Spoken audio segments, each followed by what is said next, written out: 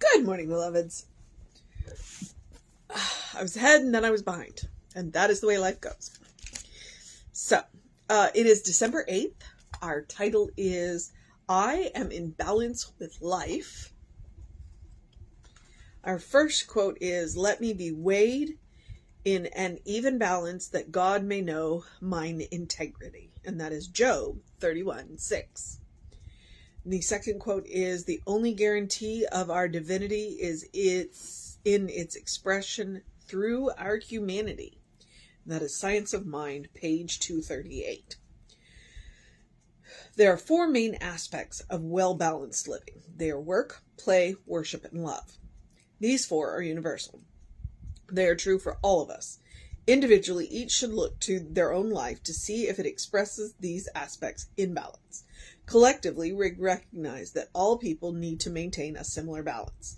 Thus, if my day includes an unfortunate contact with, for example, an ill-tempered person, perhaps that person is out of balance. Too much work, not enough worship. Perhaps. My seeing this may or may not help heal them, but it will certainly heal me. It will set me free from resentment, for I cannot, in good conscience, resent a person's misfortune. And if it is I who am ill-tempered, I had better know at once that I need a personal healing. Somewhere I am out of balance. Do I work enough and for the right reasons? Do I enter wholeheartedly into the joys of life? Have I been ignoring the call of spirit in me? Do I find right outlets for the natural urge to love and be loved? God's urge to know itself in me shows forth in the beautiful balance in my life's expression.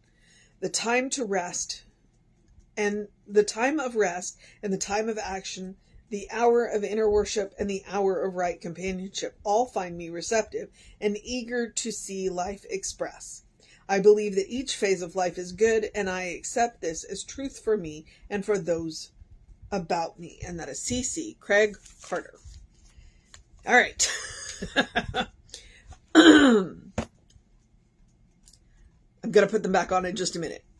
I've used the term Morgenmuffel. It is a German word for people who are grumpy in the morning. I am frequently a Morgenmuffel. I was definitely a Morgenmuffel this morning. I was grumpy when I got up, and I was grumpy when we started the walk. Now, the good news is part of the purpose of the walk is to help walk some of the grumpiness out. And I think that's part of what he's talking about, Craig is talking about in this.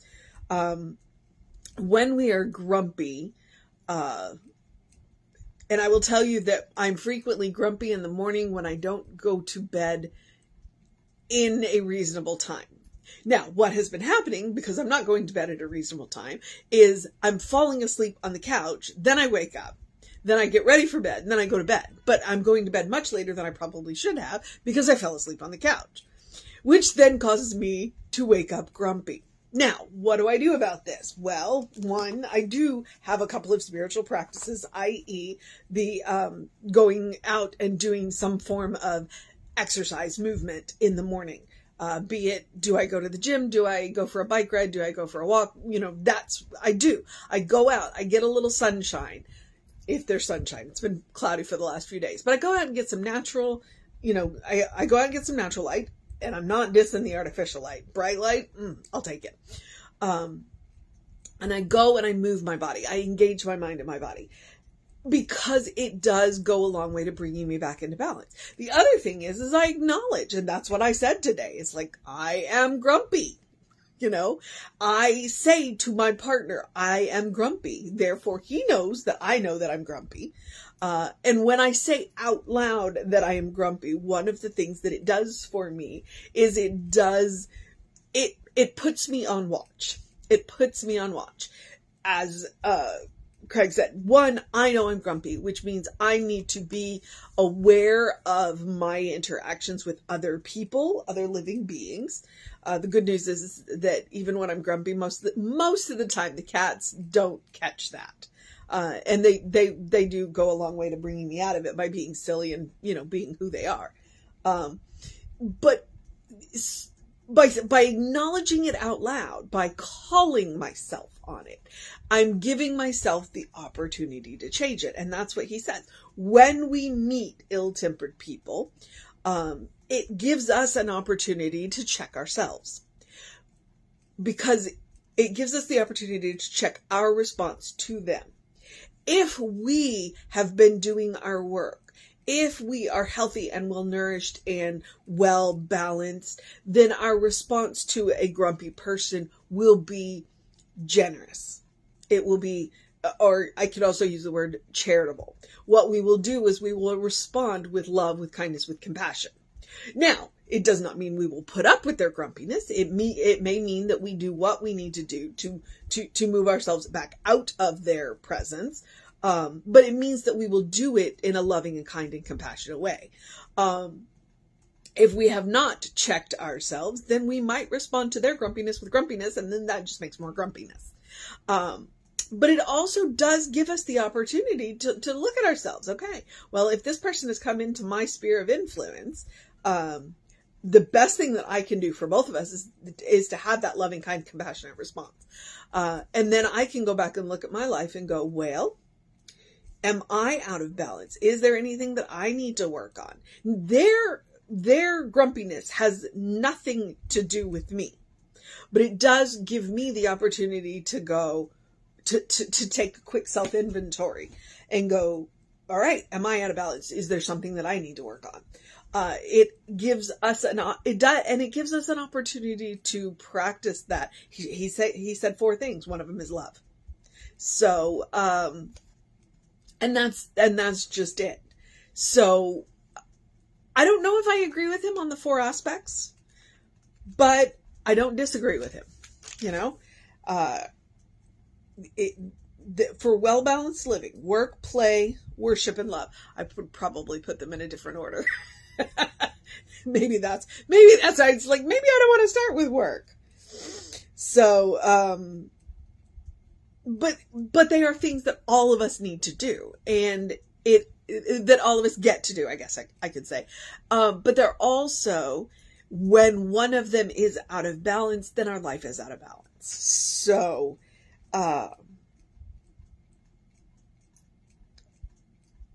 it's just really, really interesting. Really, really interesting.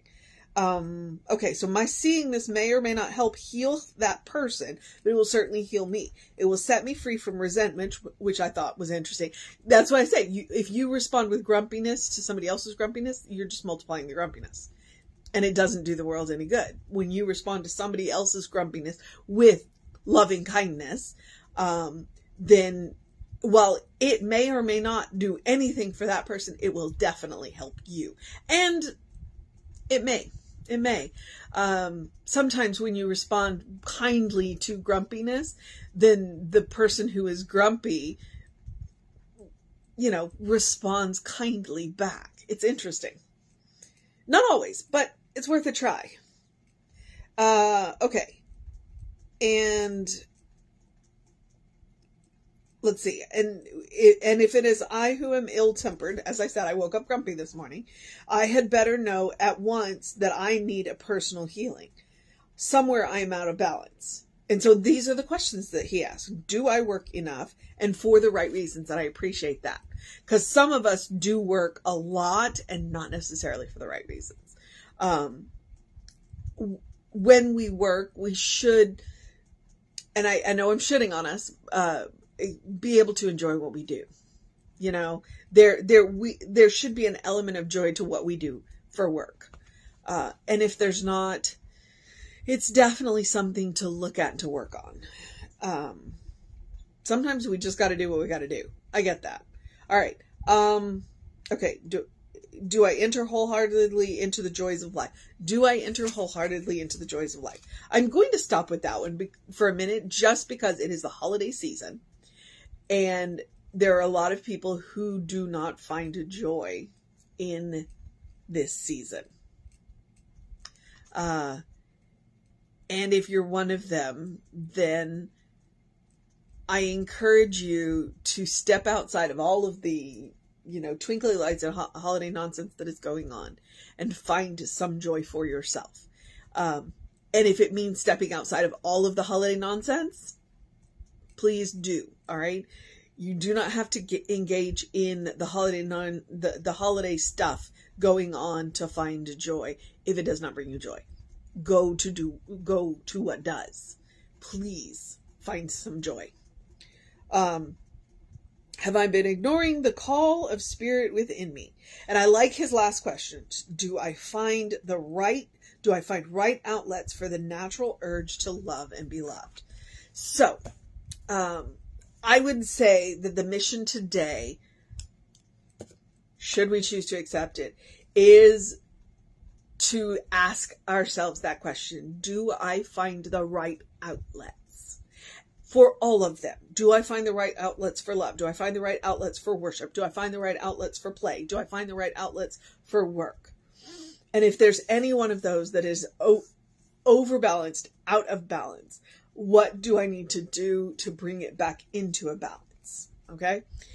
It's kind of a big mission, but it is the holiday season, and a lot of us are out of balance during the holiday season for a wide variety of reasons. So this is my suggestion. Those are the 4 areas that he wants us to look at. Are you finding the right outlets for the 4? Okay.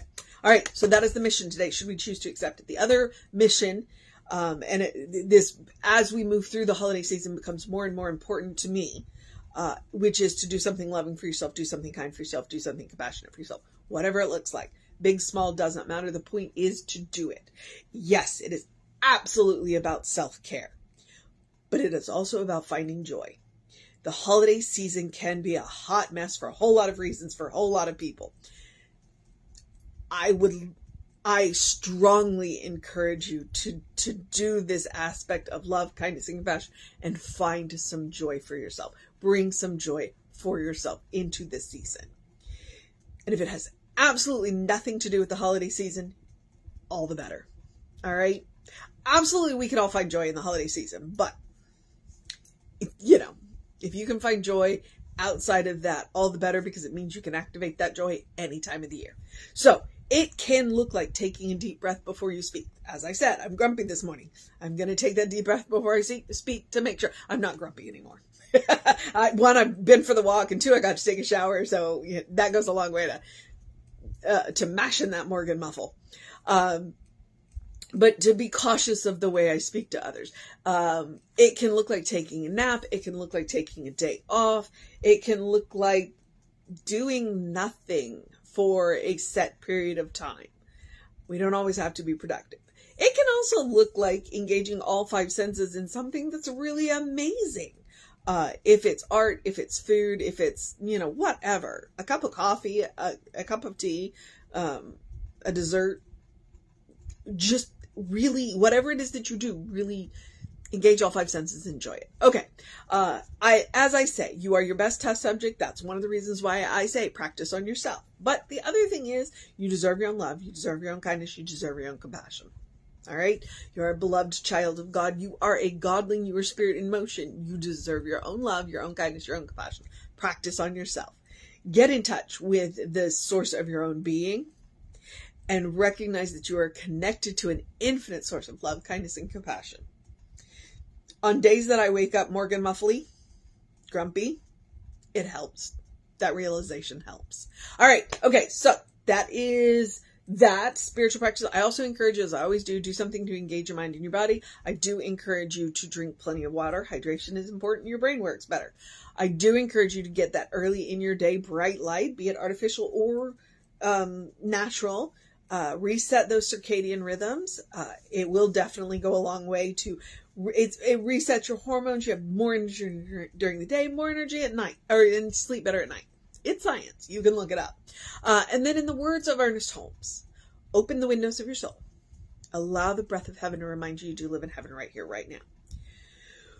When we talk about opening the windows of our soul, when he's talking about is our worship, our life, our love, our work, our play, is that in balance? This is part of it. Opening the windows of our soul and allowing those natural urges towards spirit, towards love, towards, life to fill us and to guide us and to direct us. That is what those words from Ernest Holmes are about. To recognize that heaven is a state of mind. It's a state of consciousness. It is a superpower. Because once we learn to create that mindset for ourselves, it means that we can create it any place. So heaven doesn't become a place. It becomes any place. And that is amazing and wild and wonderful, and just a gift that I encourage you to give yourself. Okay. And we can always take Emma's advice. Look for the good and praise it. Gratitude. The power of gratitude is just amazing. Okay. I was in a class recently, and we were talking about favorite steps of treatment. And for two of the people in the class, it was gratitude. And I was like, what I really like is unification. The second step of treatment is one of my favorites, to recognize what I am a part of. Okay. So here's where I get to, social media. Creative Life Spiritual Center, Creative Life Spark. Those are the social media tags that we have. I am the Running Rev Ryan on the social medias that I am on. So I thoroughly encourage you to check all that out. In the Be the Change meeting that I was in, they were going on and on about how well organized the YouTube channel is. And I'm like, well, since I had it from the get-go, I worked really hard to start it organized and keep it organized. So it was nice to hear, though. Okay. And if you want to know what's going on with the center, including the fact that Reverend David's ordination is Friday night, we're all super excited about that. Email info@creativelife.org. That will get you on the constant contact. The hot links are hot. When you click on those hot links, they take you right to where you want to go. And if they don't take you right to the information you need, they at least take you to the person that can get you the information you need. Okay, so here's where I get to encourage you to have a great day, a wondrous day, a fantastic day, a magical day, an enchanting day, a wonder-filled day, an awesome day. It was just a full moon day. And so go out and enjoy the night sky day tonight, if that makes sense. An amazing day, a good day. And if that is too much pressure, simply have a day, because you are enough just as you are. You are a beloved child of God. You are a divine spark. You are spirit in motion. You are a godling. You are God in action. You are beloved, always, in whom God is well pleased and well represented. All right. So, okay. Reverend David should be on around 5 p.m. with you. I will be back with you at 9 a.m. ish tomorrow.